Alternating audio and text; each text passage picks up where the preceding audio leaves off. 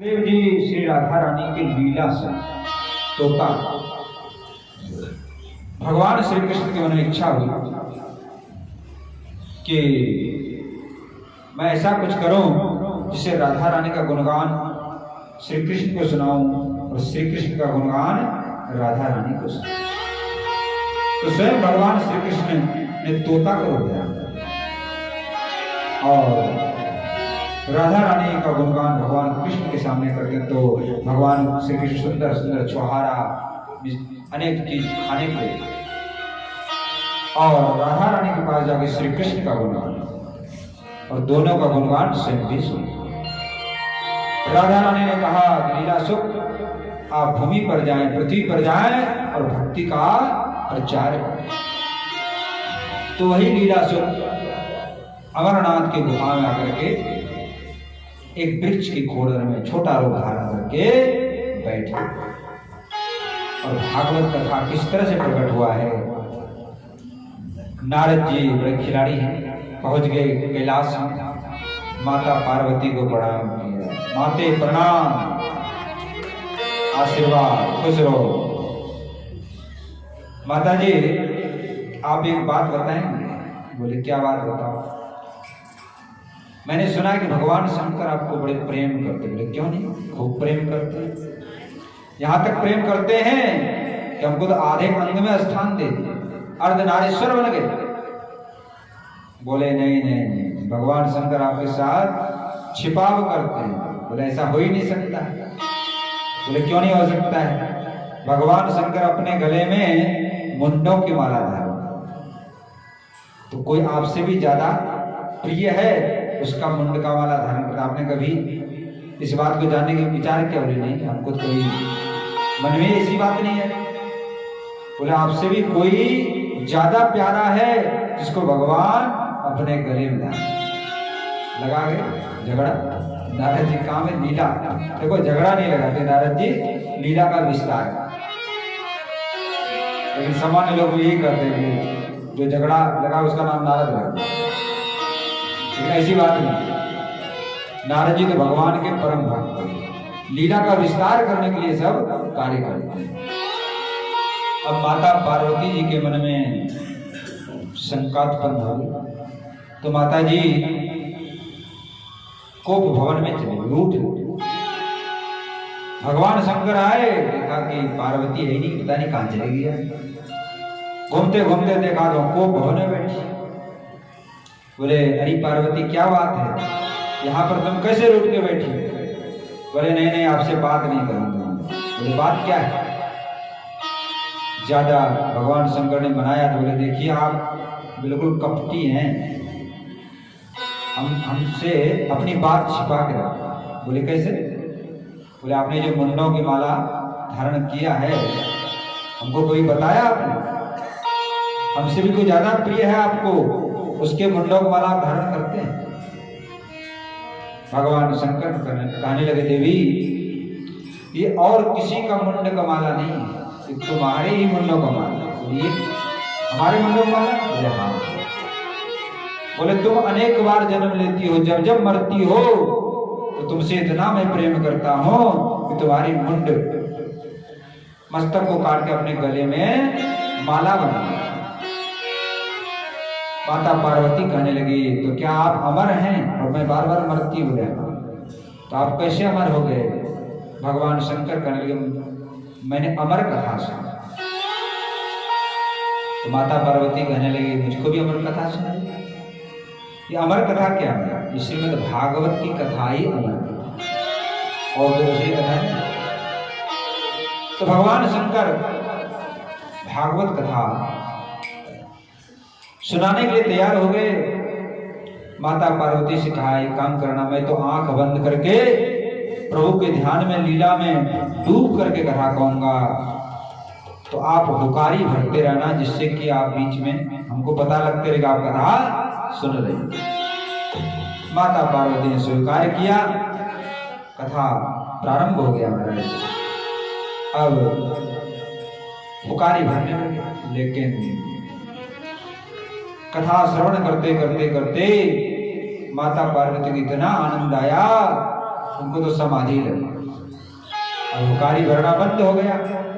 जो सुख बैठा था, सुख का बच्चा, उसने सोचा कि हुकारी बंद हो जाएगी तो कथा बंद हो जाएगी, तो सुख नहीं हुकारी भरना शुरू कर। अब कथा संपन्न हो गई। भगवान शंकर ने जोर से जयकारा लगाया, बोलो श्री भागवत भगवान की जय, श्री कृष्णचंद्र भगवान की जय। जैसे जोर से जयकारा लगाया, माता पार्वती की समाधि भंग हो गई। माता पार्वती कहने लगे, प्रभु कथा हो गई पूरी? बोले हाँ पार्वती, तुमने सुन लिया? बोले मैं कहाँ सुन पाई, मेरे तो बीच में ही समाधि हो। बोले फिर कथा किसने सुना? तो देखा चारों तरफ एक सुख। अच्छा, ये सुख हुकारी बढ़ता रहा, इसने हमारी कथा की चोरी कर ली, अब मैं इसको छोड़ूंगा। तो अब भगवान शंकर त्रिशूल लेकर के उस सुख के ऊपर दौड़े। आगे आगे सुख भाग रहे और पीछे पीछे भगवान शंकर। इधर महर्षि श्री वेदव्यास जी महाराज अपनी धर्म पत्नी बटिका देवी के साथ भगवान शंकर की तपस्या कर रहे थे पुत्र प्राप्त। अब सायंकाल का समय था, दोनों नमः शिवाय नमः शिवाय नमः शिवाय का जप कर। संध्या काल था। जैसे मुख खुला माता बटिका का, उधर से सुख आ रहा था, फट मुख के अंदर से पेट में प्रवेश कर गया। अब तो भगवान शंकर वहीं रुक गए। दोनों व्यास जी और माता बटिका ने देखा साक्षात भगवान शंकर दर्शन दे रहे। चरणों में प्रणाम किया, प्रभु धन्य हो गए हम, आपने दर्शन दिया। भगवान शंकर कर ले, एक चोर आया हुआ। प्रभु यहाँ तो कोई चोर नहीं। बोले वो चोर तो बटिका के पेट में चला। बोले महाराज कौन है? बोले सुख था, उसने भागवत कथा अमर कथा सुन ली। व्यास जी कहने लगे, भोलेनाथ आप भी बड़े भोले वाले। अरे जब अमर कथा सुन लिया तो अमर हो गया, फिर आप उसको मार कैसे सकते? भगवान शंकर ने कहा ठीक कहे व्यास जी, तो आप पुत्र प्राप्ति के लिए तपस्या कर रहे हो, तो मैं आशीर्वाद देता हूं, यही सुख आपके पुत्र के रूप में प्राप्त। बोलो श्री सुखदेव जी महाराज की जय, शंकर भगवान की जय। इस तरह से भगवान शंकर आशीर्वाद देकर के प्रस्थान किए महाराज। अब 12 वर्ष हो गया सुखदेव जी को मां के घर में बाहर ही नहीं निकला। तो व्यास जी ने कहा बेटा बाहर निकल जाओ, तुम्हारी मां को कष्ट हो। सुखदेव जी कहने लगे कि बाहर निकलूंगा तो मेरे को माया होगा, तो फिर क्या करना चाहिए? बोले आप एक काम करिए, भगवान कृष्ण से कहो मुझको इसी गर्भ में दर्शन दें और कहा दे कि तुम्हारे ऊपर माया का प्रभाव नहीं, तब तुम गर्भ से बाहर निकल सकते। तो व्यास जी ने भगवान कृष्ण से प्रार्थना की। भगवान श्री कृष्ण स्वयं गर्भ में गए और जाके दर्शन दिया, आश्वासन दिया कि आपको माया व्याप्त नहीं होगी। देखो भागवत जी के वक्ता है ना सुखदेव जी महाराज, इनको भगवान कृष्ण ने गर्भ में दर्शन दिया, और जो श्रोता है राजा परीक्षित, उनको भी गर्भ में ही दर्शन दिया, दोनों एक जैसे। तो श्रोता वक्ता ज्ञान निधि और कथा राम के गुण। अब जन्म लिया महाराज, लेकिन जन्म लेते ही जंगल की तरफ नाल, जो नाल था नाल, उसी को लपेट लिया, नंग धड़ंगी जंगल की तरफ प्रस्थान करके मोह माया से मुक्त। पीछे पीछे व्यास जी भाग रहे हैं, बेटा बेटा पुत्र पुत्र, लेकिन बेटा पुत्र कौन सुने, उनको तो सब माया से ही रही थी। तो वृक्षों ने उत्तर दिया सुको हम सुको हम। सभी रूपों में सुखदेव अपने को देखते थे। व्यास जी समझ गए ये हमारे हाथ आने वाले नहीं। इधर भागवत जी जब रचना की तो विचार के किसको पढ़ाया जाए, बोले सुखदेव इसके अधिकारी हैं, लेकिन सुखदेव जी तो वहां गुफा में बैठे समाधि लगा, तो कैसे बुलाया जाए। तो अपने शिष्यों को 2 श्लोक पढ़ा, बोले इसका उच्चारण करो जाए। श्लोक का उच्चारण करने लगे।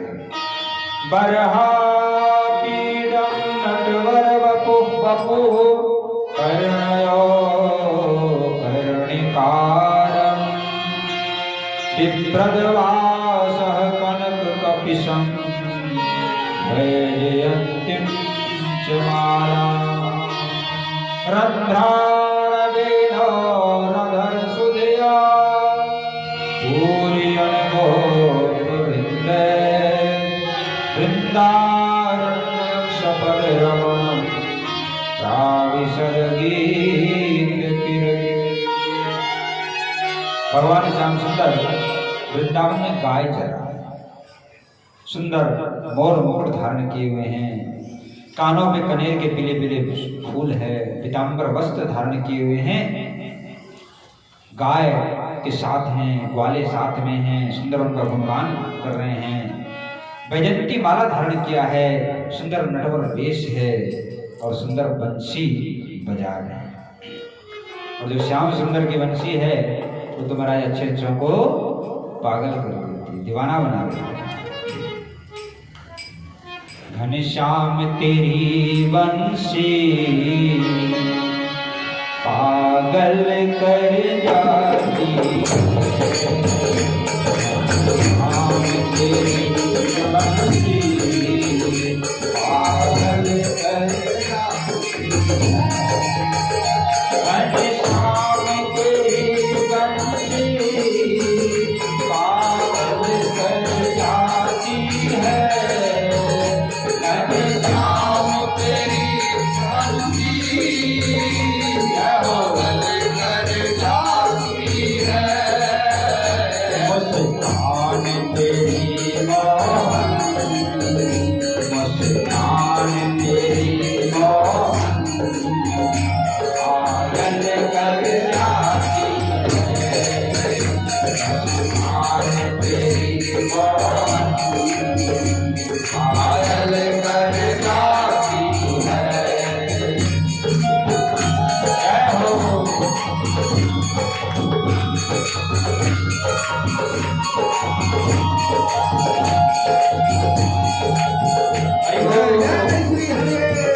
राधे राधे, जय श्री राधे।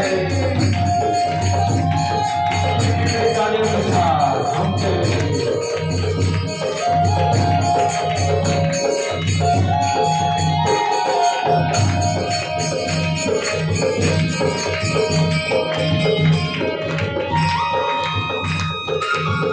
सोने की होती तो क्या करते तुम मोहन, सोने की होती तो क्या करते तुम मोहन, सोने की होती तो क्या करते तुम मोहन, सोने की होती तो क्या करते तुम मोहन, ये मालिक हो बैठी यारो नचारी, ये मालिक हो बैठी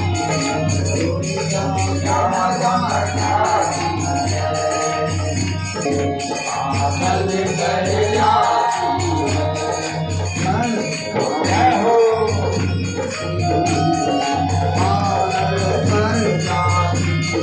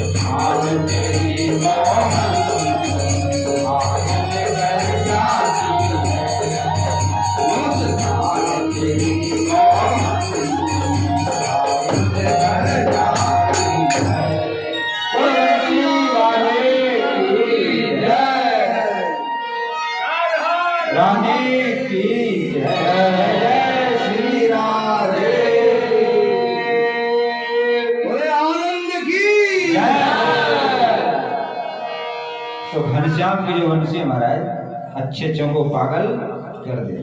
और देखो घनश्याम की वंशी हर समय बज रही है, लेकिन माया रूपी जो इसमें हम लोगों ने रुई ठूस रखा है, इसलिए सुनाई नहीं पड़ता। घनश्याम श्याम सुंदर तो हमेशा वंशी बजा रहा है और जीवों को बुला रहा है कि आ जाओ आ जाओ आ जाओ, लेकिन माया में इतना हम लोग फंस गए हैं, उस हल्ला गुल्ला में वंशी की ध्वनि सुनाई दी। तो श्याम सुंदर मोहनी मूरत सामनी सूरत धारण करके सुंदर मंद मंद मुस्कुराते हुए खड़ा है। जो एक बार उसको देख लेता है या वो उसको या श्याम सुंदर ही किसी को देख लेता है, वो तो उसी का होगा। इस श्लोक का जब पाठ किया सुखदेव जी की समाधि भंग हो गई, लेकिन विचार किया सुंदर तो है, सलोना तो है, जादू तो डालता है, लेकिन इसका भरोसा नहीं, निर्मोही भी है। हो सकता है एक बार दर्शन देकर के फिर मुख मोड़ दे, इसका भरोसा नहीं। तब तक दूसरा श्लोक पढ़ दिया विद्यार्थियों ने। अहो गपीयं स्तनकालकूटं विभासया पाययदप्यसाधि लेभे गतिं धात्र्युचितां ततोऽन्यं दयालु शरणं प्रजये। भगवान सुंदर तो है ही, साथ में परम दयालु, परम कृपालु। उदाहरण, दुष्ट राक्षसी पुतना अपने स्तन में कालकूट जहर स्तन में ले करके आई थी श्री कृष्ण को मारने, लेकिन भगवान ने उनका दुग्ध पान कर उनको मां की गति दे दी। ऐसे प्रभु दयालु होने पर भगवान श्री कृष्ण का दर्शन हुआ है, लेकिन सुखदेव जी महाराज तो राधा रानी के शिष्य, बोले अकेले दर्शन से काम नहीं चलेगा जब तक दोनों नहीं आओ। कहने लगे सुखदेव जी, एक कन्हैया बेवफा तूने कदर जानी नहीं, प्यासी हूँ तेरे दर्श की पर तूने कुछ मानी नहीं। तो काली घटा किस काम की जहाँ प्रेम का पानी नहीं, उस श्याम की शोभा नहीं जहाँ राधा रानी नहीं। बिना राधा रानी के श्याम सुंदर शोभा नहीं पाते, इसलिए जुगल जोड़ी जब आएगा जब मैं मानूंगा। तो जुगल सरकार के दर्शन। बोलो श्री राधा माधव भगवान की जय। सुखदेव जी गुफा में से बाहर निकलता है। व्यास जी के शिष्यों का, भैया ये श्लोक तुमको कहां से मिला? बोले ऐसे 2 श्लोक नहीं, 18,000 श्लोक हमारे गुरुदेव श्री व्यास जी महाराज के पास। बोले चलो चलो चलो हम भी सीखेंगे, ये तो बड़ा सुंदर मधुर। आए, आके चरणों में गिर गए, हे गुरुदेव आप हमें भागवत की कथा सिखाइए, श्रवण करें। जो सुखदेव, जिस सुखदेव के पीछे एक दिन व्यास जी बेटा बेटा करके दौड़ रहे थे, उन्होंने नहीं सुना और भागवत की महिमा देखो अपने आप दौड़ करके चले गए। तो भागवत की बड़ी महिमा है। कथा कीर्तन करण की जाकी निस दिन री, कह कबीर उस दास से निश्चय कीजिए प्रेम। इसका कथा कीर्तन में निस्दिन प्रेम है, उससे ही मित्रता करनी, उससे मित्रता करने से आपका कल्याण। इस तरह से महाराज व्यास जी महाराज ने सुखदेव जी को 12 स्कंद, 335 अध्याय और 18,000 श्लोकों वाला महान ग्रंथ श्रीमद् भागवत का जो अध्ययन करना है। बोलो श्री भागवत भगवान की जय। और अब चलते हैं जो भागवत के श्रोता राजा परीक्षित का कैसे जन्म होता है। महाभारत युद्ध समापन की ओर है। भीमसेन ने दुर्योधन का जांग तोड़ दिया, तालाब के किनारे पड़ा हुआ है, अंतिम श्वास ले रहा है। उसी समय अश्वत्थामा आया। दुर्योधन कहने लगा मैं मरने वाला हूं, लेकिन एक कष्ट है मेरे हृदय में। बोले क्या कष्ट है? मेरे हृदय में एक कष्ट है कि हमारे 100 भाई मर गए, लेकिन पांडवों में से एक भी नहीं मरा। अश्वत्थामा ने कहा चिंता न करो, आज रात्रि में 5 पांडवों का मस्तक काट करके तुम्हारे सामने रख। लेकिन जिसको भगवान रखते हैं हमारे, उसको कौन मारता? चाको राखे सारिया मार सके बालन बाबा कर सके जो जग में हो। भगवान कृष्ण जान गए अश्वत्थामा की इस दुष्टता को। 5 पांडव युधिष्ठिर, भीम, अर्जुन, नकुल, सहदेव 5 को रथ में बैठाया। चलो एक काम है, भ्रमण करने चले। 5 पांडवों को उठा करके भगवान श्री कृष्ण ले गए। इधर 5 पांडवों से द्रौपदी के द्वारा 5 पुत्र हुए थे, बड़े बड़े हो गए थे। 5 पुत्रों ने सोचा आज तो विजय का दिवस, अब तो शत्रु सब मारा जा चुका है, आज तो आनंद का। तो देखा अपने पिता का पलंग खाली था, 5 उसी में जाकर के सो गए। अश्वत्थामा ने प्रवेश किया और जाकर उसका ही मस्तक काट करके दुर्योधन के सामने रखा। प्रातः काल हो चुका था। दुर्योधन ने कहा हाय हाय, ये तुमने क्या किया अश्वत्थामा? तुमने हमारे वंश का सर्वनाश कर। हमारे वंश में कोई पानी देने वाला भी नहीं रहा। मैं तो पांडवों से दुश्मनी थी, पांडव के पुत्रों से। इसी दुख में बेचारा दुर्योधन मर गया।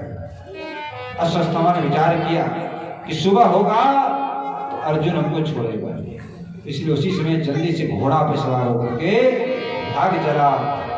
प्रातः काल द्रौपदी ने देखा 5 पुत्र मरे पड़े हैं, जोर से छाती पीट पीट करके रोने लगी। तब तक भगवान कृष्ण 5 पांडवों को लेकर के आ गए।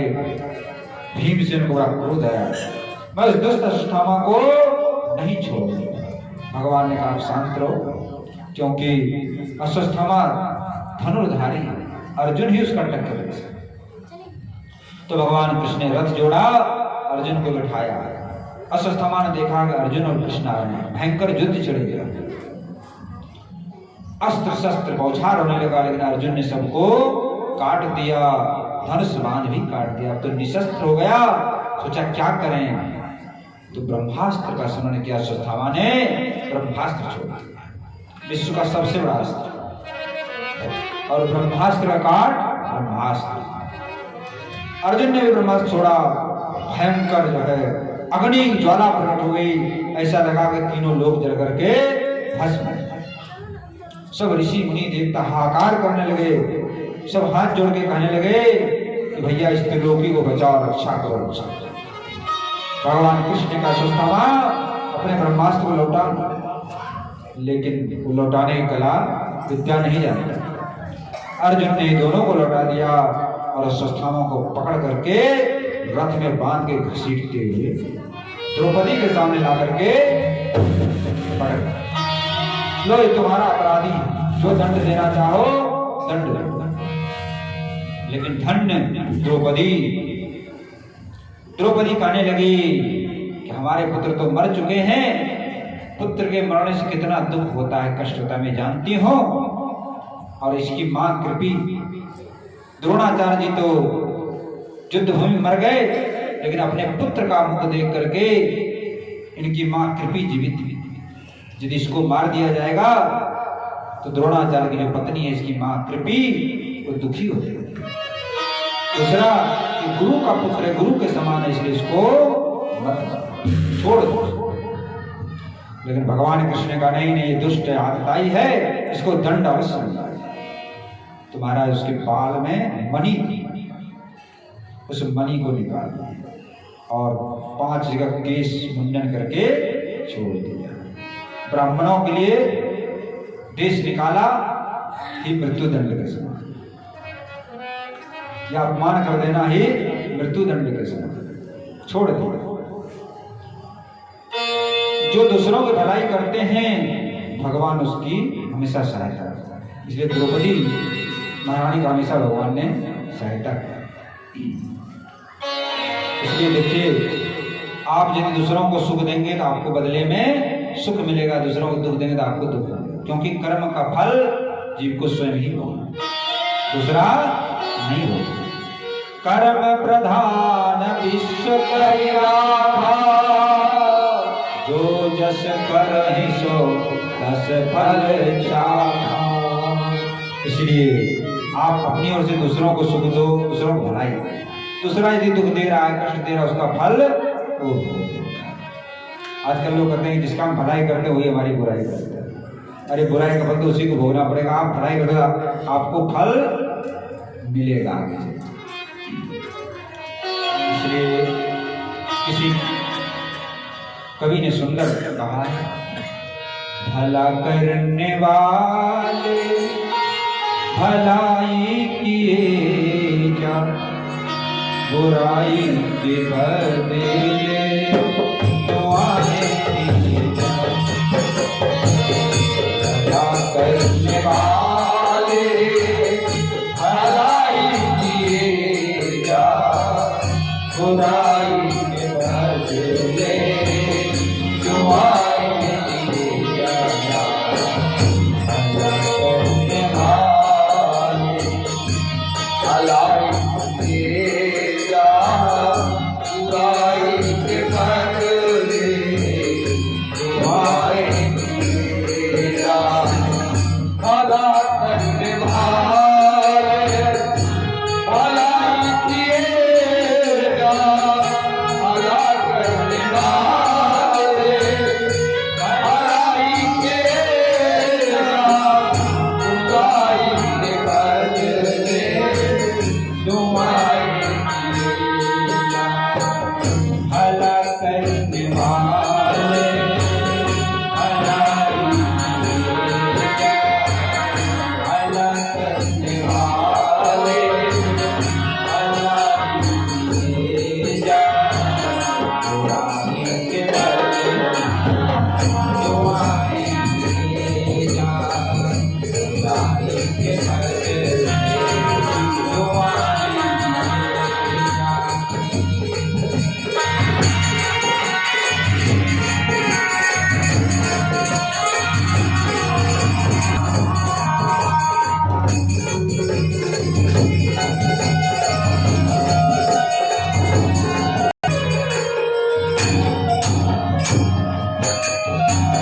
चले आँखियाँ गम के तूफान आए, चले आँखियाँ गम के तूफान आए, तेरे कदम डगमगाने न पाए, तेरे कदम डगमगाने न पाए। उठे जब तो क्या सांस तेरे दिए जा, उठे जब तो क्या तेरे दिए जा। बुराई के बदले दुआएं दिए जा। भला करने वाले भलाई किए जा,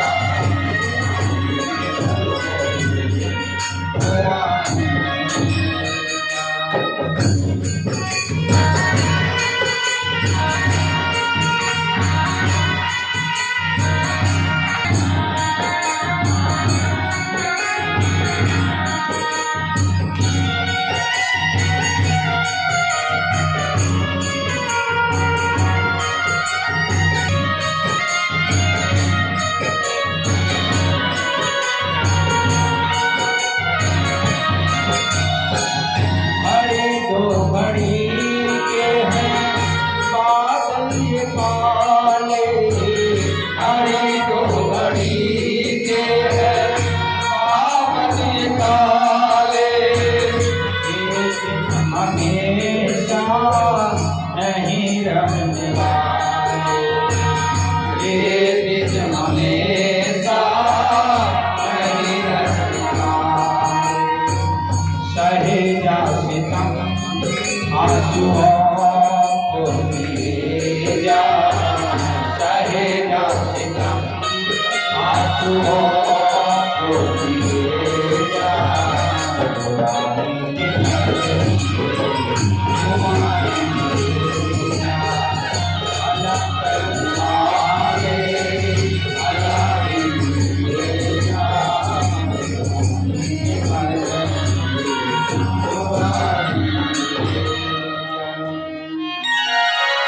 बोलो वत्सल भगवान की जय।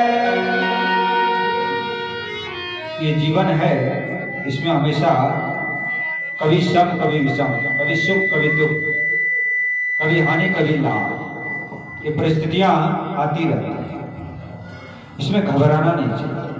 चले आंधियां, गम के तूफान आए, लेकिन ये कदम डगवाने नहीं पाए।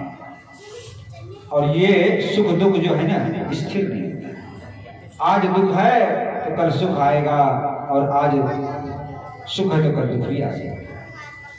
जैसे कि गाड़ी के दो पहिया होगा, एक पहिया गाड़ी नहीं चलेगी, ऐसी ये दो पहिया है जीवन रूपी यात्रा को तय करना। किसी घबराने की आवश्यकता नहीं है। प्रभु का स्मरण करते हुए जीवन रूपी गाड़ी को हाँकते, हरि के भरोसो हाँको गाड़ी। अब महाराज युधिष्ठिर जी को राज्याभिषेक किया है, 3 अश्वमेध जब किया युधिष्ठिर जी ने। इसके बाद भगवान श्री कृष्ण द्वारकापुरी के लिए जा रहे हैं। तो बहुत दिन हो गए हस्तिनापुर में रहते हुए। जैसे ही रथ पे सवार हो रहे थे कि अर्जुन के जो पुत्र अभिमन्यु, उनकी पत्नी उत्तरा दौड़ती हुई आई, रक्षा करो प्रभु रक्षा करो, चरणों में गिर गया। पाहि पाहि महायोगिन योगिन देव देव जगतपते, नान्यं त्वदभयं पश्ये यत्र मृत्यु परस्परम। हे देवादिदेव, हे महादेवेश्वर, आप मेरी रक्षा करो रक्षा करो। भगवान ने देखा कि अश्वत्थामा ने 5 बाण चला दिया था 5 पांडवों को मारने के लिए, और एक बाण उत्तरा गर्भवती थी, उत्तरा के गर्भ में छुआ। भगवान ने तत्काल सुदर्शन चक्र को स्मरण किया, 5 पांडवों जो बाण आ रहा था उसको काट दिया, और स्वयं भगवान कृष्ण उत्तरा के गर्भ में प्रवेश कर गए, हाथ में गदा ले, और छोटा रूप धारण करके उसके चारों ओर घूमने लगे। इस तरह से गर्भ की रक्षा। रण वन व्याधि विपत्ति में रहि मन मरो नरो, जो रक्षक जननी जठर सो प्रभु गयो न सो। कहीं पर डरने की जरूरत नहीं है, क्योंकि जिस भगवान ने इस जठराग्नि में जलते हुए गर्भावस्था में जीव की रक्षा किया, वही सब जगह रक्षा किया। भगवान ने उत्तरा के गर्भ की रक्षा किया। उसके बाद जाने लगे हैं कुंती महारानी। कुंती महारानी कौन है? ये 5 पांडवों की माँ है, वसुदेव जी की बहन है, यानी भगवान कृष्ण की फुआ बुआ। उधर हमारे तरफ बुआ बोलते हैं, यहाँ पर बुआ हुआ। कुंती महारानी कहने लगे, तो मैं आपकी स्तुति करूं। स्तुति? आप तो मेरी बुआ हो, मैं आपका पुत्र हूं, भतीजा हूं, आप मेरी स्तुति? मेरे हाथ, आप बड़े नटखट हो, बड़े छलिया हो, मैं जानती हूं आपके स्वभाव। बोले ठीक है, आपकी शिक्षा है तो स्तुति कर लीजिए। तो भगवान श्री कृष्ण की सुंदर सुंदर मधुर मधुर बाल लीलाओं का वर्णन किया कुंती महारानी ने, और स्तुति किया अनेक श्लोकों में। भागवत जी वर्णन है, आप लोग विस्तार से वहां पर देख पाएंगे। कृष्णाय वासुदेवाय देवकी नंदनाय च नंद गोप कुमाराय गोविंदाय नमो नमः। हे वासुदेव, हे देवकी नंदन, हे नंद गोप के लाडले लाल, हे गोविंद, मैं आपको बार बार प्रणाम। भगवान कहने लगे, बुआ जी मैं आपसे बड़ा प्रसन्न हूं, आप कोई वरदान। कुंती महारानी कहने लगी, प्रभु क्या वरदान हो? जय जय श्री राधा। हे जगत गुरु, हमारे जीवन में पद पद पर विपत्तियां आती है, कष्ट आती रहे, दुख आती है। बोले क्यों? ये कुंती बुआ, तुम जो ये वरदान मांग रही कि श्राप मांग रही, दुख मांग रही? दुख। बोले क्यों मांग रही दुख? बोले इसलिए दुख मांग रही हूँ कि दुख में आपकी स्मृति होती है, दुख में आपका स्मरण होता है, दुख में आप हमारे पास रहते हो, और जब अब दुख खत्म हो गया, राजा बन गए, तो आप यहाँ छोड़ करके चले जाए। इसलिए मैं तो चाहती हूँ कि हमें दुख मिलता रहे और आपका दर्शन होता रहे, यही मैं चाहती। सुख के माथे सिल पड़े, जो हरि हृदय से जाए, बलिहारी वा दुख की, जो पल पल नाम रटाए। सुख के माथे सिल यानी पत्थर पड़ जाए। यदि भगवान का हृदय में स्मृति नहीं हो रहा है तो सुख को वृथा है, बेकार है। और दुख अच्छा है, इसमें भगवान की स्मृति हो। और देखो, जो दुख में तो सभी स्मरण करते भगवान, जब दुख कष्ट आता है तब भाग करके जाते हैं, हे भोलेनाथ, हे हनुमान जी, हमारे दुख को दूर करो। सुख में आदमी भूल जाता है, मौज मस्ती में फंस जाता है। दुख में सुमिरन सब करे, सुख में करे न कोई, और जो सुख में सुमिरन करे, तो दुख काहे को। तो सबसे बड़ा विपत्ति क्या है? भगवान का विस्मरण ही सबसे बड़ा विपत्ति है, और भगवान का स्मरण ही सबसे बड़ा संपत्ति। विपदो नैव विपदः, संपदो नैव संपदः, विपद नारायण विस्मृति, संपन्न नारायण स्मृति। तो सच्चा सुख तो भगवान के चरणों में मिलता है। सच्चा सुख केवल भगवान तुम्हारे चरणों में मिलता है। सच्चा सुख केवल भगवान तुम्हारे चरणों। यह गिनती है पल छिन छिन में, रहे प्राण तुम्हारे चरणों में। यह गिनती है पल छिन छिन में, रहे प्राण तुम्हारे चरणों में। मिलता है सच्चा सुख केवल भगवान तुम्हारे चरणों में। जय हो।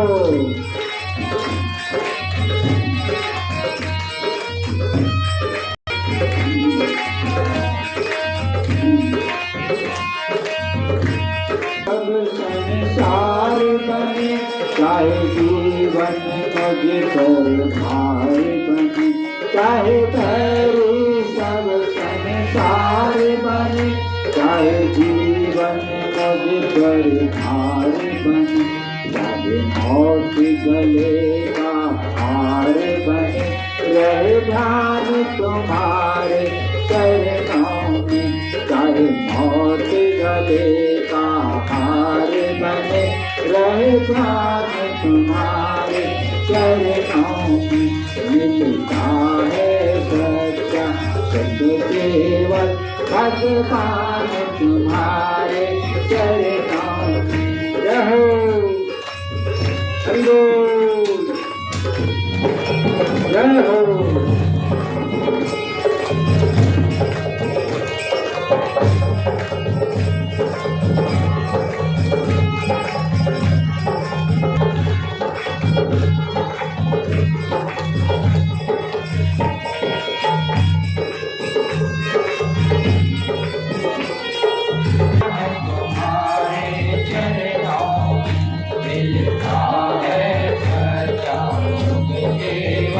भगवान तुम्हारे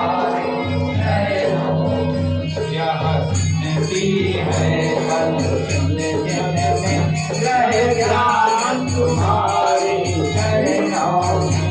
यह जिंदगी है पल क्षण क्षण में रहे ध्यान तुम्हारे। जय हो हरि बोल।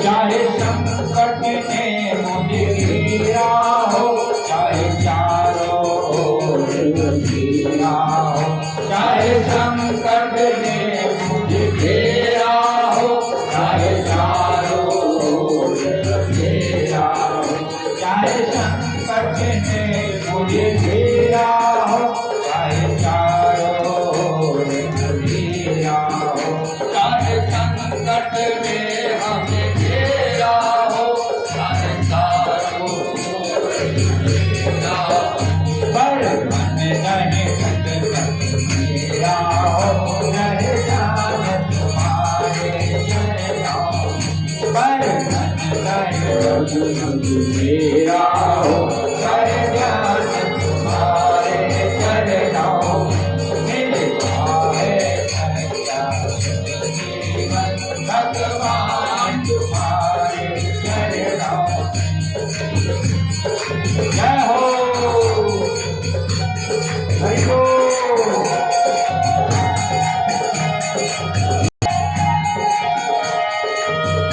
जिह्वा पर तेरा नाम रहे, पर तेरा नाम रहे, तेरा ध्यान और ध्यान रहे, तेरी याद तो याद हो ध्यान रहे, रहे ध्यान तुम्हारे चरणों में। तेरी याद तो याद हो ध्यान रहे, रहे ध्यान तुम्हारे चरणों में।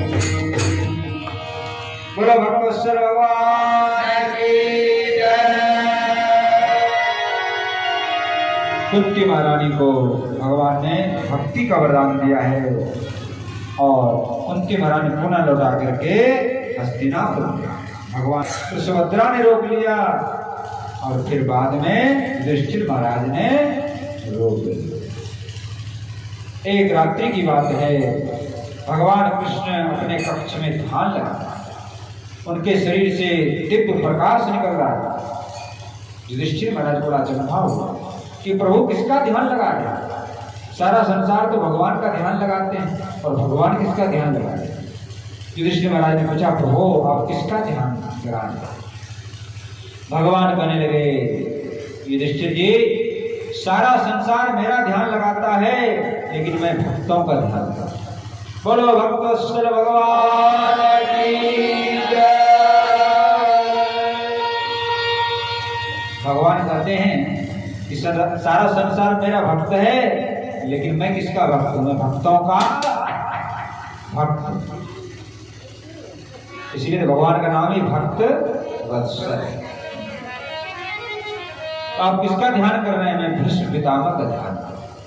भीष्म पितामह इस समय कुरुक्षेत्र में सरसैया पे पड़े हुए हैं और मकर संक्रांति आने वाला है, उनका महाप्रयाण होने वाला है। चलो सब लोग दर्शन करो। सब लोग पहुंच गए महाराज। भगवान कृष्ण ने जाके प्रणाम किया, भीष्म पितामह ने प्रणाम किया। प्रभु आप बड़े छलिया हो, नटखट, अनेक लीलाओं का वर्णन किया है भीष्म पितामह ने। कैसे आप माखन चोरी करते थे, कैसे वस्त्रों गोपियों के वस्त्रों की चोरी करते थे, कैसे कैसे आपने दुष्ट राजाओं का नाश किया। और वो छटा तो भूलती नहीं है जब आप चक्का लेकर के मेरे को मारने के लिए दौड़े। लखीवा पीत पटकी ठहरा। बड़ी अद्भुत सभा है। महाराज युधिष्ठिर दुखी थे कि हमारे कारण से महाभारत हुआ। समझाया। भीष्म पितामह ने देखो बेटा, महाभारत आवश्यक था। यदि महाभारत नहीं होता, दुर्योधन यदि जीवित होता, एक नहीं हजारों द्रौपदी का लज्जा हरण हो जाता, और तुम्हारे जैसे अनेक राजाओं को वन में रहना पड़ता। इसलिए अधर्म का तो नाश होना ही चाहिए, दुष्टों का तो नाश होना ही चाहिए। अनेक तरह के उपदेश किए, राजनीति, समाज नीति, धर्म, ज्ञान, विज्ञान, पूरा महाभारत का शांति पर और अनुशासन विस्तार से भरा हुआ है। महाभारत अनेक जो है प्रकार का जो है उपदेश किया। और महाराज उत्तरायण का समय उपस्थित हो गया। भगवान कृष्ण कहने लगे, पितामह भीष्म, आपने बहुत कष्ट झेला, बहुत पूरा जीवन केवल तपस्या में, त्याग में, बलिदान में, दुख उठाने में लगा दिया। अब राजा युधिष्ठिर हो गए हैं, आप सुख भोगने का समय आया है। ऐसा करो, आप कुछ दिन और अपने शरीर को रखो, सुख भोगो। लेकिन मना कर दिया। जैसे पितामह ने, प्रभु हमें अब सुख की इच्छा नहीं है। आप सामने खड़े हो, मुरली मनोहर सुंदर रूप का दर्शन करते करते मेरा प्राण निकल जाए, इससे बढ़कर के सौभाग्य क्या हो सकता है। देखो, ये सभी जीव ही भीष्म है, सबको भैया काल देवता आएगा और ले जाएगा। तो सबकी यही इच्छा होनी चाहिए कि जब हमारा शरीर छूटे तो प्रभु हमारे सामने सन्मुख खड़े हैं, दर्शन। और ये कब होगा? जब आप भगवान की भक्ति करोगे, जीवन को निर्मल बनाओगे, तभी हो सकता है। तो क्या कह रहे हैं भीष्म पितामह? इतना तो करना स्वामी, जब प्राण तन से निकले। सभी जीवों के इतना तो करना स्वामी, जब प्राण तन से निकले। करना स्वामी, जब प्राण तन से निकले। नाम लेकर फिर प्राण तन से निकले। गोविंद नाम लेकर जब प्राण तन से निकले।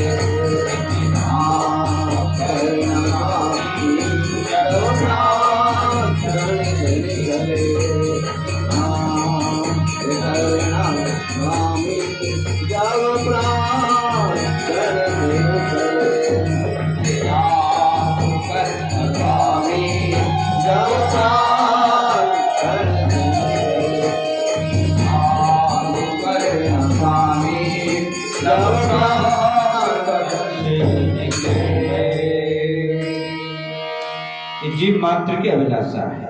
हे प्रभु, जब इस शरीर से प्राण निकले आप मुरली मनोहर स्वरूप धारण करके मेरे सन्मुख विराजें और आपका दर्शन करते करते अपने प्राणों को त्याग।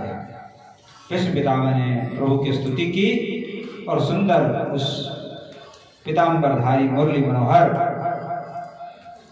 रूप का दर्शन करते अपने प्राणों को त्याग। बोलो विष्णु पितामह जी महाराज की जय।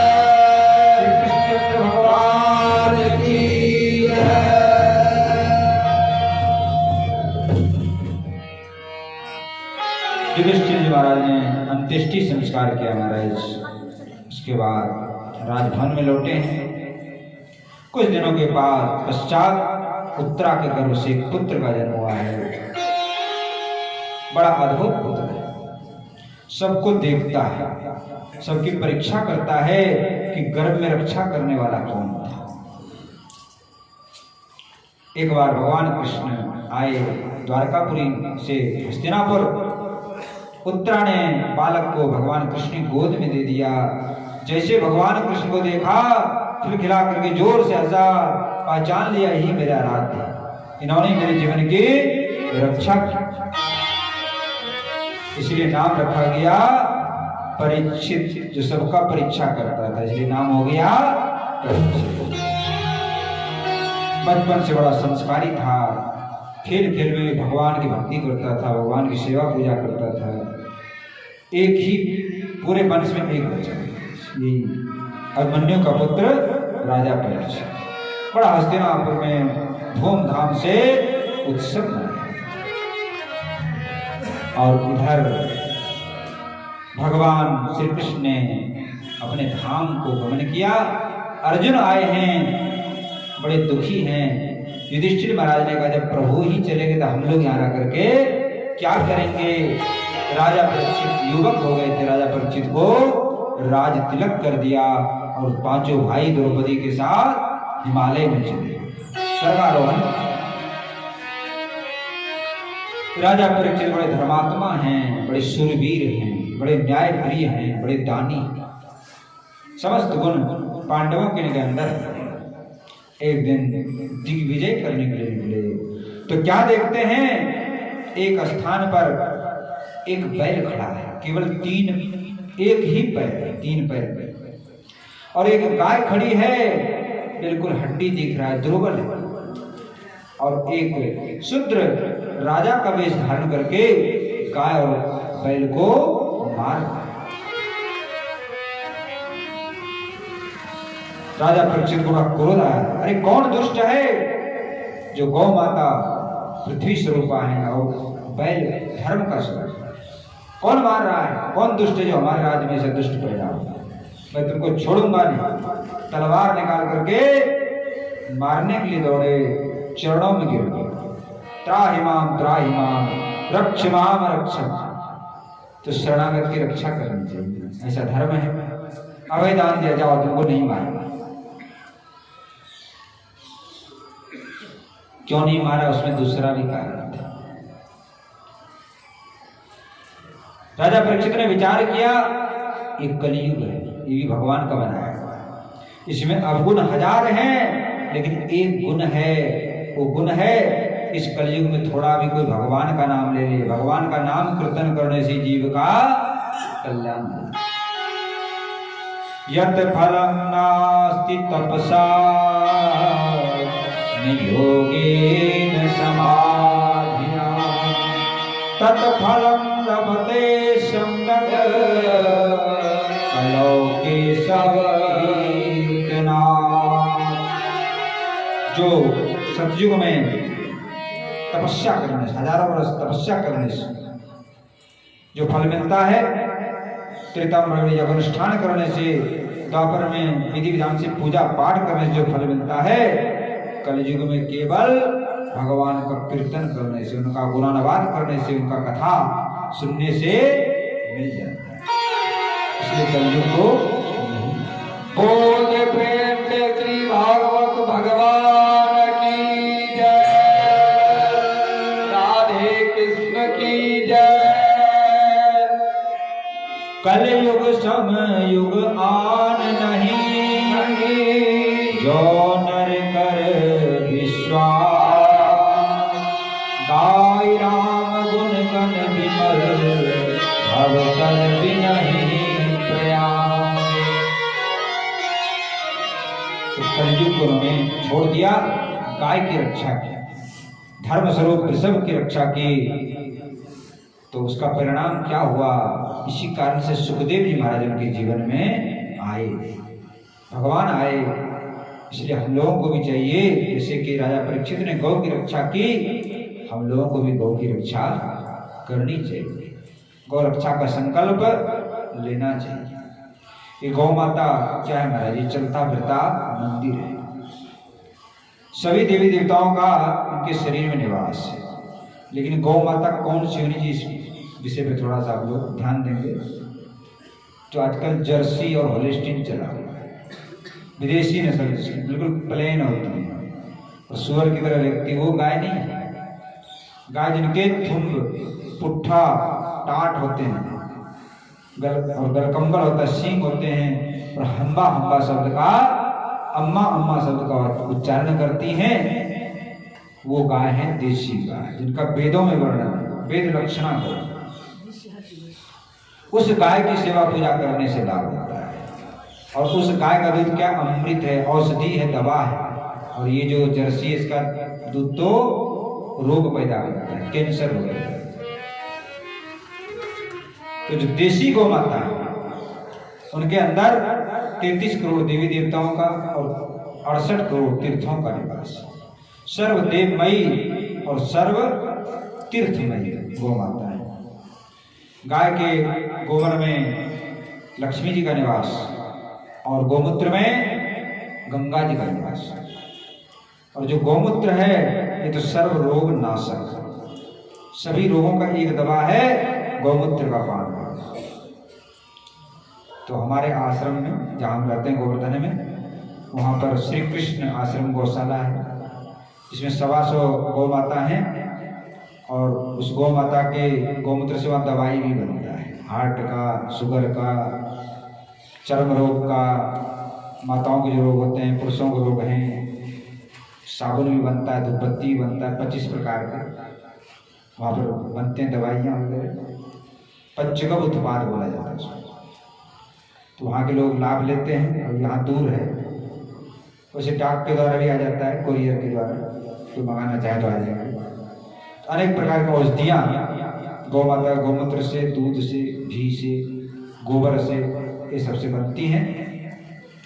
और जो गौ माता जो गोबर से धूपबत्ती बनता है, उससे ऑक्सीजन बनता है, वातावरण शुद्ध होता है।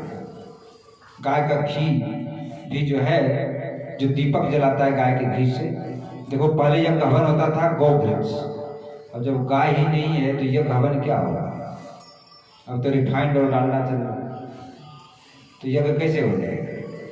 यज्ञ जो देवता लोग होते हैं, गौघृत से जो हवन होता है, उसी को ग्रहण करते हैं।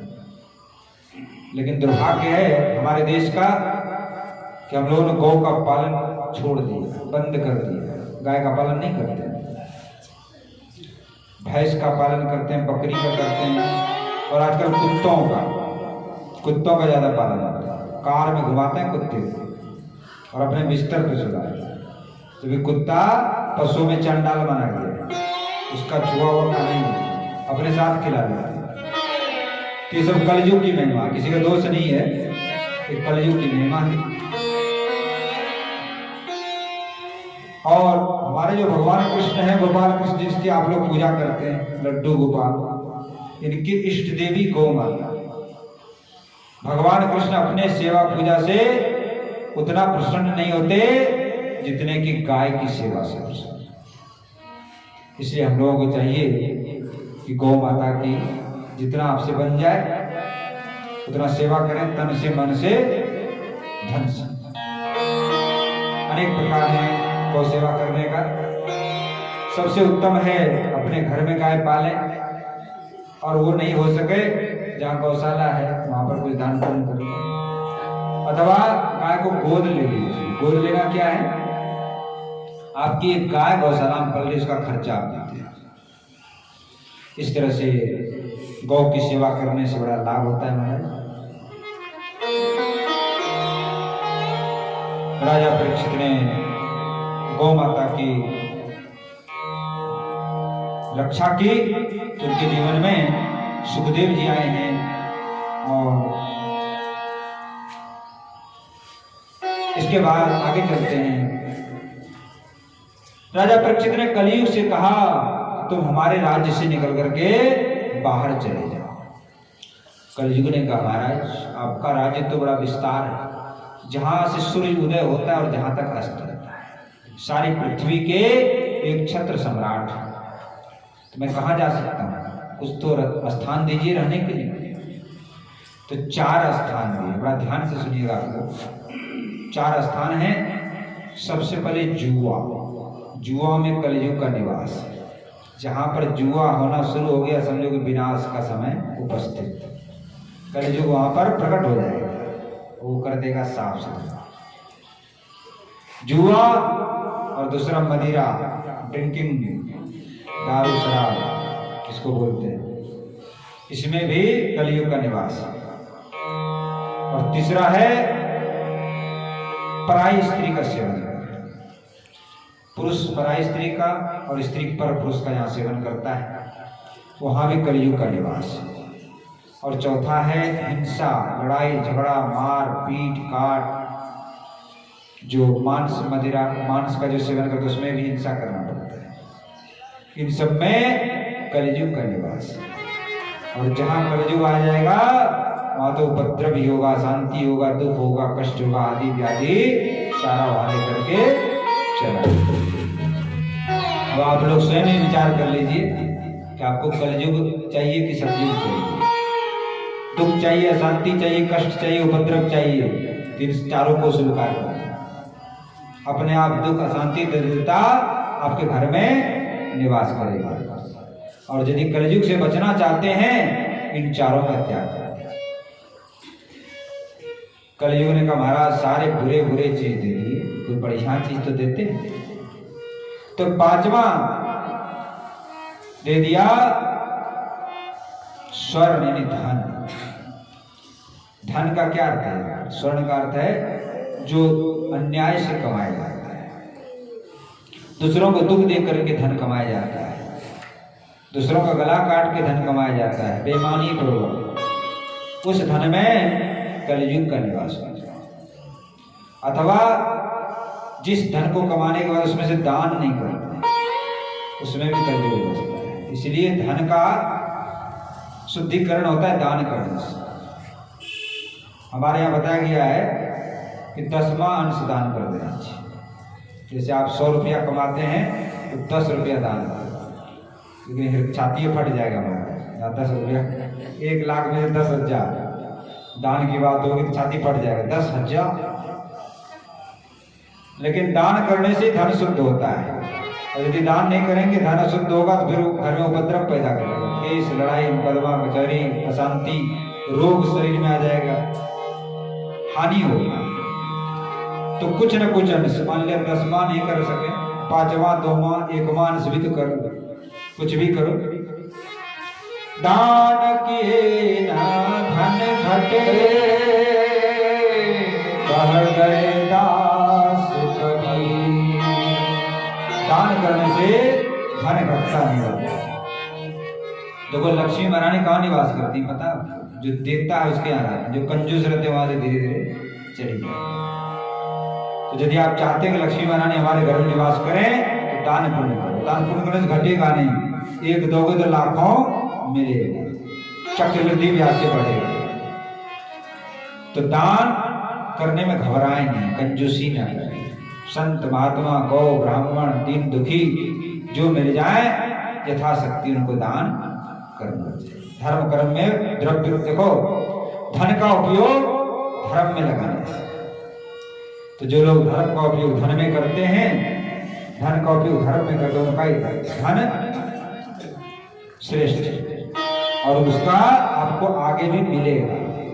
जो आप दान पुण्य कर रहे हैं ना, वो फोकट में नहीं कर रहे हैं, वो अपने लिए कर रहे हैं। आप सोचेंगे भागवत जी चढ़ा देंगे तो पंडित जी ले जाएंगे, अरे ये तो चलो हम ले जाएंगे, हम संत सेवा को सेवा में लगाएंगे, लेकिन आपने जो किया उसका फल आपको ही मिलेगा हजारों गुना, ये मत सोचो। तो दान अवश्य करना चाहिए। इस तरह से 5 निवास दिया है। एक दिन की बात है, एक जरासंध रहता था, उसको मार करके भीमसेन ने खूब गहना जवाहरात ले आए थे उठा करके, उसका एक मुकुट बना हुआ। अब उस मुकुट को परीक्षित राजा गए खजाने में, उसी को पहन लिया। बस वो अन्याय का कमाया हुआ, दूसरों को लूट पाट करके लाया हुआ धन था। कलयुग महाराज राजा परीक्षित के मस्तके पे सवार। और देखो जब कलयुग सवार हुए तो राजा के मन में, जो धर्मात्मा राजा थे, पशु की हिंसा नहीं करते थे, मन में आ गया शिकार खेलने चले, जंगल में पहुंच गए, पशु पक्षियों को मारने, बुद्धि भ्रष्ट हो गया।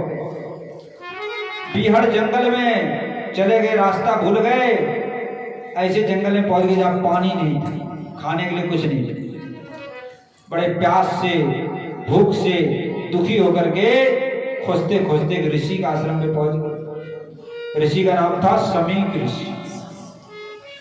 समीक ऋषि ध्यान में, भगवान के ध्यान में डूबे हुए थे। जोर जोर से बोले, मेरे बड़ी राजा परीक्षित जोर जोर से बोले कि मेरे को भूख लग रही है, थोड़ा भोजन दे दो, प्यास लग रही, थोड़ा पानी दे दो।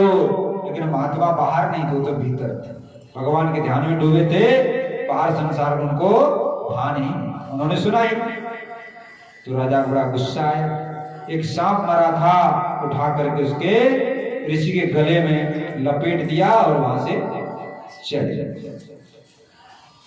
वहीं पर खेलता खेलता उसका पुत्र 5 वर्ष का बालक श्रृंगी ऋषि आए।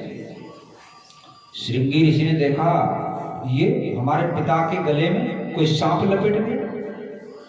ध्यान देखो, ऋषि का पुत्र ऋषि ही होते, तेजस्वी होते।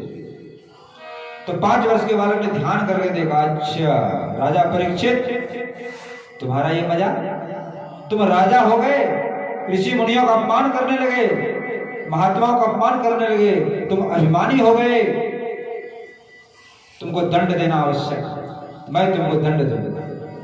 हाथ में जल लिया और लेकर के मंत्र पढ़ करके छिड़क दिया, जाओ आज से 7वें दिन तुमको तक्षक नाग डसेगा और तेरी मृत्यु हो जाएगी। और महाराज आंख लाल लाल गुस्सा में गाल फैला करके बैठ गया। थोड़ी देर पीछे जब समीक ऋषि का ध्यान टूटा, देखा कि श्रृंगी ऋषि गाल फैला के आंख गुस्सा लाल करके बैठा। बोले, बेटा तुमको किसने मारा, किसने डांटा, क्यों क्रोध में हो? बोले, जिसने मुझको गुस्सा दिलाया था, क्रोध के, उसको मैंने दंड दे दिया। अरे बेटा, किसको दंड दिया? जो राजा परीक्षित है, उसने आपके गले में सांप, मरा हुआ सांप लपेट दिया था, मैंने उसको श्राप दे दिया, आज से 7वें दिन तुमको तक्षक नाग डस लेगा और तेरी मृत्यु हो जाएगी। अरे बेटा, तुमने अनर्थ कर दिया। बड़े धर्मात्मा राजा थे, पांडवों के पुत्र थे, एक छोटे से अपराध के लिए इतना भारी था। और राजा नहीं रहेंगे तो हम लोग धर्म भक्ति कैसे कर पाएंगे? राजा परीक्षित के राज्य में हम लोग निर्विघ्न होकर के भक्ति भजन करते थे, यज्ञ करते थे, हवन करते थे। तुरंत उन्होंने एक शिष्य भेजा, जाओ राजा परीक्षित को सूचित करो। राजा परीक्षित के पास शिष्य गए, ऐसी सी बात है। और राजा परीक्षित ने जब पहुंचे तो मुकुट उतार के रखा, उनकी सुबुद्धि आ गया, अरे राम राम, आज मैंने एक ऋषि का अपमान किया, हमारे ऊपर अवश्य विपत्ति आने वाली है। जब तक शिष्य ने बता दिया, ऐसी सी घटना घटित। तत्काल राजा परीक्षित ने अपने पुत्र जन्मेजय को राज तिलक कर दिया और सब राजपाट छोड़ करके गंगा जी के किनारे सुखताल में पहुंच गए और वहां जाकर के अन्न जल का त्याग कर दिया। मतलब मरना तो है, इसलिए प्रभु का नाम स्मरण करते हुए संसार से राजा परीक्षित ने मान लिया, अब मैं मर गया, मरण निश्चित है मरना, अब मेरा संसार से कोई संबंध नहीं। मन से सब कुछ उन्होंने त्याग कर, राशि भोग विलास समस्त जीवन, राशि वस्त्र उतार दिए, ऋषि मुनियों से वस्त्र धारण कर लिया और गंगा जी किनारे बैठ गए।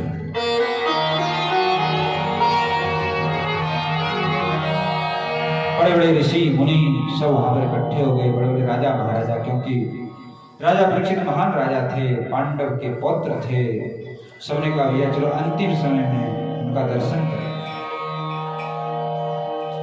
देखो पाप को छिपाना नहीं चाहिए, दो चीज छिपाने से बढ़ता है, पाप भी छिपाने से बढ़ता है और पुण्य भी छिपाने से बढ़ता है। लेकिन हम लोग क्या करते हैं, उल्टा करते हैं, जो पाप करते हैं उसको छिपा जाते हैं, और कोई पुण्य करते हैं। हम तो गंगा सागर गए, हम तो हरिद्वार गए तो उसको 50 बार गाएंगे, सबसे कहते घूमे, माता पिता की सेवा कर दी थोड़ा सा, अंतिम समय 50 बार गाएंगे उसको जाके सबके सामने। वैसे पिताजी बीमार हो गए, अस्पताल ले गए, पानी चढ़ाया, गोद में सेवा कर, पुण्य का बखान करते हैं वो नष्ट हो जाता है, और पाप को छिपा छिपा करके बढ़ाते चले। तो पाप और पुण्य दोनों छिपाने से बढ़ता है। तो पाप को यदि प्रकट कर दोगे तो नष्ट हो जाएगा, और पुण्य को भी प्रकट करोगे तो नष्ट हो जाएगा। तो पाप को न छिपाओ और पुण्य को छिपाओ, कोई सत्कर्म करो उसको मत करो। राजा परीक्षित कह रहे हैं मैं पापी हूं, अधर्मी हूं, इसलिए तो मुझको श्राप, मैं 7वें दिन मरने वाला हूं। लेकिन हे संतो, हे ऋषि मुनि, मैं आपसे प्रार्थना करता हूं कि आप लोग कृपा से कि मेरी मृत्यु मंगलमय हो जाए, मुझे प्रभु का दर्शन। ऋषि मुनि विचार करने लगे क्या करना, 7 दिन का ही समय है, ऐसा कौन सा उपाय किया जाए जिससे राजा परीक्षित की मुक्ति हो जाए। इतने अल्प समय में, कम समय में कैसे होगा, क्या होगा, कोई भी सोच विचार नहीं करता। सबने कहा एक काम करो, प्रभु का स्मरण करो, प्रभु ही कोई न कोई उपाय बताएंगे।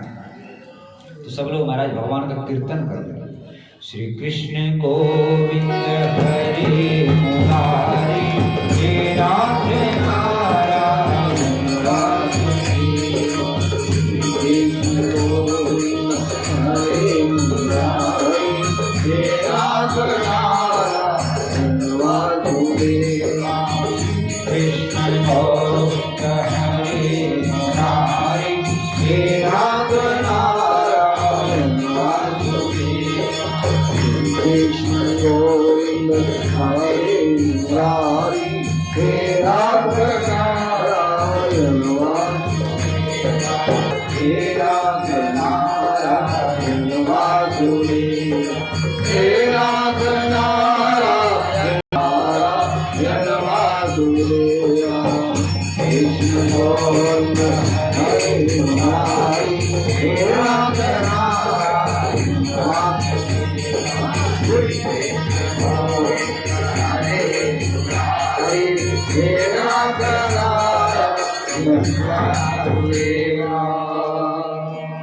संकीर्तन कर रहे थे। इसी समय भगवान सुखदेव जी प्रकट हुए। तत्र भवत भगवान व्यास यत्रिच्छया गामटे मानो वृतश्च बालैरवधूत वेशः।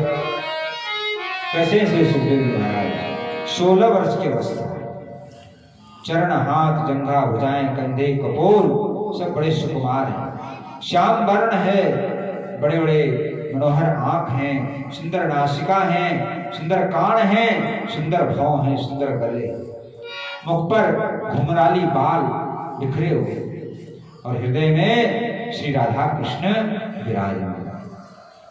बोलो श्री सुखदेव जी महाराज की जय। जैसे सुखदेव जी पधारे हैं, सब संत ऋषि मुनि करके खड़े हुए उनका स्वागत किया। देखो ज्ञान से बड़े होते हैं, भक्ति से बड़े होते हैं, जबकि वहां पर सुखदेव जी के पिताजी व्यास जी बैठे हुए, व्यास जी के पिता पराशर जी बैठे, और उनके परदादा वशिष्ठ जी भी बैठे थे। अगस्त, विश्वामित्र, जावाली, अनेक ऋषि मुनि बैठे। इन सब ने उठ करके सुखदेव जी को प्रणाम किया। इस तरह से सदगुरु के रूप में प्रकट हो गए सुखदेव जी महाराज। देखिए, सदगुरु और ईश्वर दोनों एक है।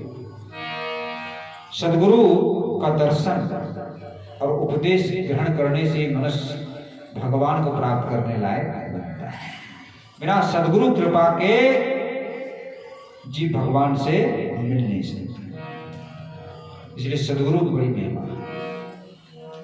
सदगुरु क्या करते हैं? जीव को भगवान का दर्शन कराते हैं, प्रभु का दर्शन कराते हैं। ये मन जो है संसार के विषयों में अनेक जन्मों से फंसा हुआ है।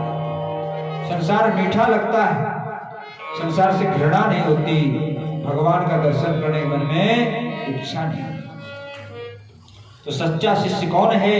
इसको भगवान के दर्शन की इच्छा है। ऐसे शिष्य को सुखदेव जैसे गुरु, जैसे कि राजा परीक्षित को भगवान की प्राप्त करने की इच्छा है। और सुखदेव जी महाराज तो मस्त रहते हैं, आनंद में रहते हैं, भगवान के रूप में, लीला में, ध्यान में डूबे रहते हैं। राजा परीक्षित ने सुखदेव जी महाराज को सुंदर आसन दिया, उनके चरण धोए, चरणामृत पान किया, आरती उतारा और अपने भाग की सराहना करने लगे। धन्य है, धन्य है कि हे गुरुदेव, आपने आज हमको दर्शन किया। एषां संस्मरणात् पुंसा सत्य शुद्ध गृहा किं पुनर्दर्शनं स्पर्शं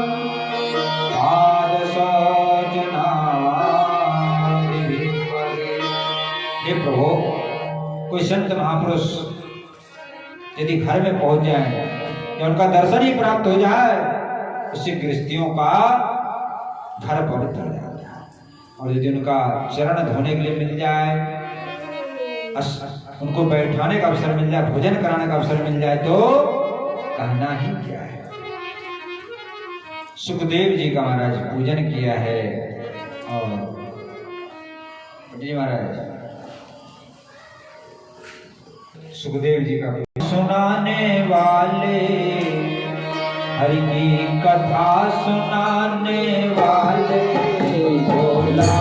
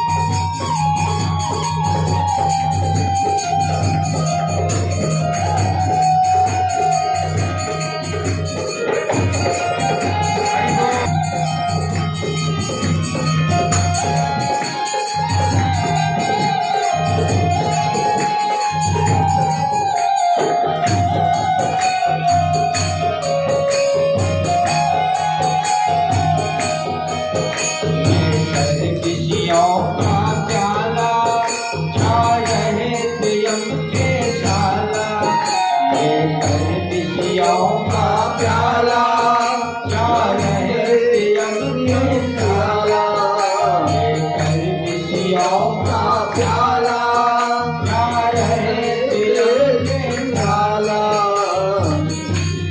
पान बनाने वाले पान बनाने वाले तुमको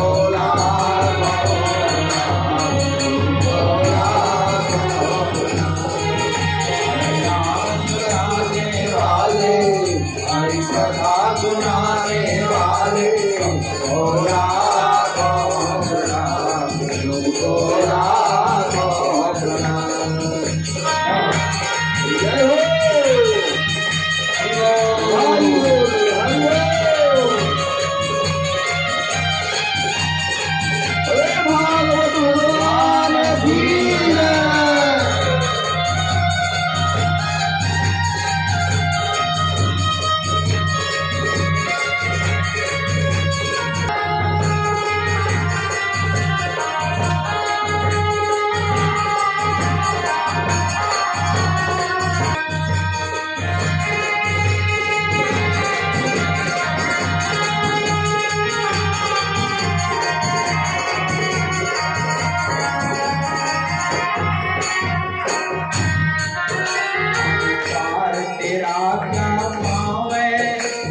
शीश झुकाए ही गावे, तेरा क्या गावे, शीश झुकाए गावे, तेरा क्या पावे, शीश झुकाए ही गावे, तेरा क्या पावे, शीश झुकाए गावे, तरस कराने वाले प्रभु तरस कराने गोरा हरि नाम सुनाने वाले गोरा हरि नाम सुनाने वाले हरि कथा सुनाने वाले गोरा गोरा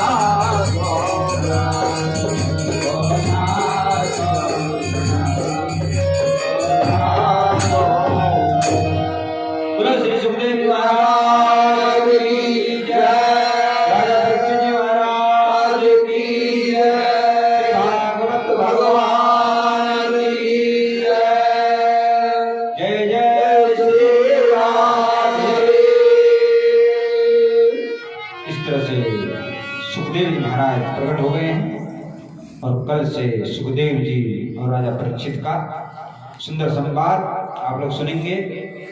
इसमें अनेक अवतारों की कथा, कपिल भगवान का अवतार, अजामिल की कथा, गजेंद्र मोक्ष की कथा, ध्रुव जी का चरित्र, प्रहलाद जी का चरित्र, राजा बलि का चरित्र, अनेक चरित्र। कल थोड़ा जल्दी शुरू करना पड़ेगा क्योंकि कल कथा बहुत अधिक है। तो कल आप सब लोग ठीक समय 12 बजे का है, समय से पधारिए और कथा का रसपान करिए। और परसों हमारे कृष्ण कन्हैया लाल जा करके प्रकट हो जाएंगे। परसों से यहाँ पर झांकी का भी दर्शन होगा। पहले राम जी का जन्म होगा और फिर राम जी का विवाह भी होगा सीताराम जी का, फिर कृष्ण कन्हैया लाल जा करके ऊधम मचाएंगे आपके बीच में। फिर तो आनंद की बरसात होगी। और देखिए थोड़ा सा भी, इसलिए अभी सरस्वती माता का पूजन हो रहा है यहाँ पर, इसलिए थोड़ा सा लोग उसमें व्यस्त हैं। तो कल से आप लोग संख्या बढ़ाएं, अधिक से अधिक आए यहाँ पर। देखो ये बार बार अवसर नहीं मिलता है, बड़े भगवान की बड़ी कृपा से ही अवसर मिलता है। घर के काम धंधे तो चलते ही रहेंगे, होते ही रहेंगे। इस अवसर का आप लोग लाभ उठाएं और अधिक से अधिक संख्या में आकर के प्रभु का गुणगान सुने। राम नाम की लूट है, लूट सके लो, अंतकाल पछताएगा जब प्राण जाएगा छूट। आइए हम भक्तजनों से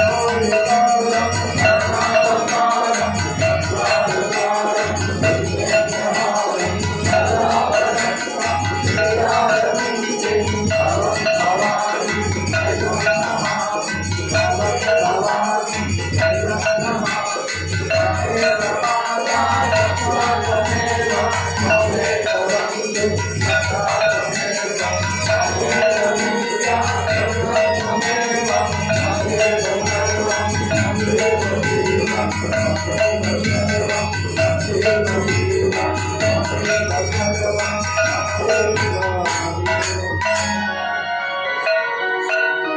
लोग संकीर्तन करते हो अपनी जगह पे 4 बार परिक्रमा लगेंगे। हरे राम राम राम हरे हरे हरे कृष्णा हरे कृष्णा हरे हरे हरे राम राम राम हरे हरे हरे कृष्णा हरे कृष्णा हरे हरे हरे राम राम राम हरे हरे हरे कृष्णा हरे कृष्णा कृष्णा हरे हरे हरे राम राम हरे हरे हरे कृष्णा कृष्णा हरे हरे हरे राम हरे हरे हरे कृष्णा कृष्णा हरे हरे निताई गौर हरि जय जय श्री राम हर हर हरे। तो श्री भागवत भगवान